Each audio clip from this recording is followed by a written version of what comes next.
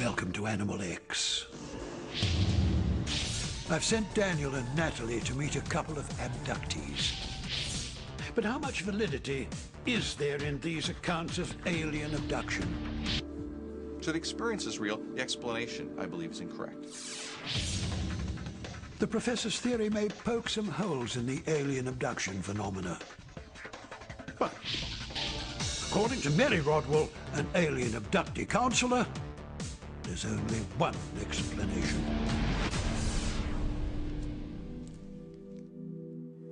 Can you tell us about some of the experience people have had with reptilian beings? It's quite interesting that there's an enormous number that do have encounters with what they believe are dinosaur, lizard-like reptilian beings, and it's again a global thing. Some of them are really scary because they seem to be very huge. So can you describe these reptilian creatures that people are seeing?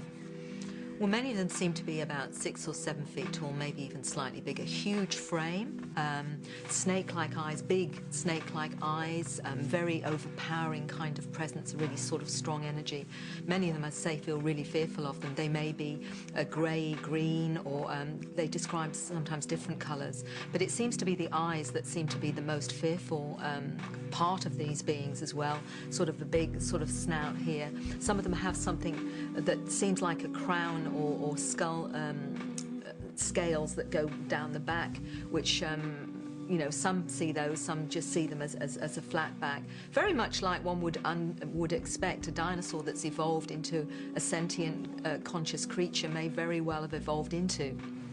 Is there a typical encounter that people have with these reptilian creatures?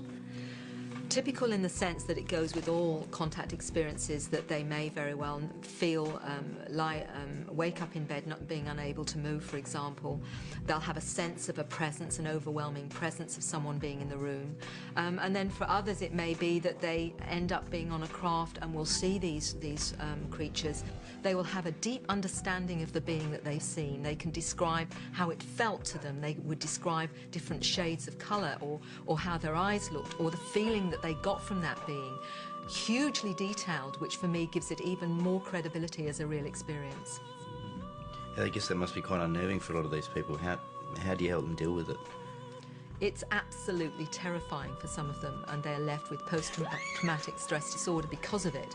And that's why we know it is a reality, because you don't get those kinds of symptoms from someone who's having a fantasy or, you know, a hallucination. You would not be left with trauma that may last anything from 10, 20 or 30 years.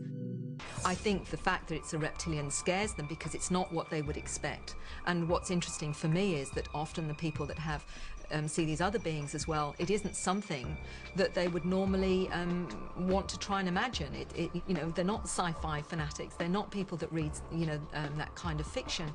They would say, look, I don't believe in this stuff, but I am seeing in front of me one of these beings, you know, and I've seen them come into my room. Interestingly, many of them initially are fearful because they don't know what they're experiencing, not necessarily because of what's happened. So that to isolate the fear, is it them or is it me? Fearful because I don't know what's going on.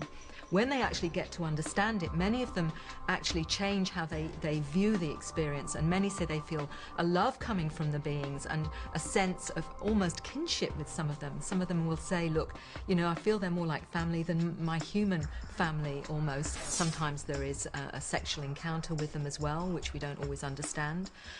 So there's a lot of fear generated with them as well. And I actually talked to a therapist in America that works in this field, and she told me about her own experience where she walked into the lounge room and standing directly in front of her was this huge reptilian being. But for her it wasn't a scary thing. She felt great love emanating from this reptilian being, and she found herself being drawn to it and actually embracing this being before it literally just disappeared. But it seems to be very real and very tangible for some people when they're feeling a sexual response and this heavy weight on their bodies sometimes. But many also see them on the craft doing various tasks, along with, you know, the greys or humanoids as well. Ooh, freaky stuff.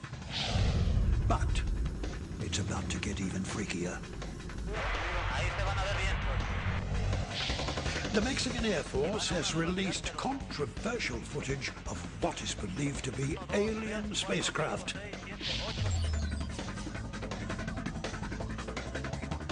I've sent Natalie to Themont, Maryland to meet with Dr. Bruce Maccabee, a doctor of physics. He's looked at the Mexican Air Force footage and believes that they've caught UFOs on tape. Listen to this. Well, they were flying over the Yucatan Peninsula area looking for illegal small aircraft, drug runners that overfly going from Colombia to Mexico.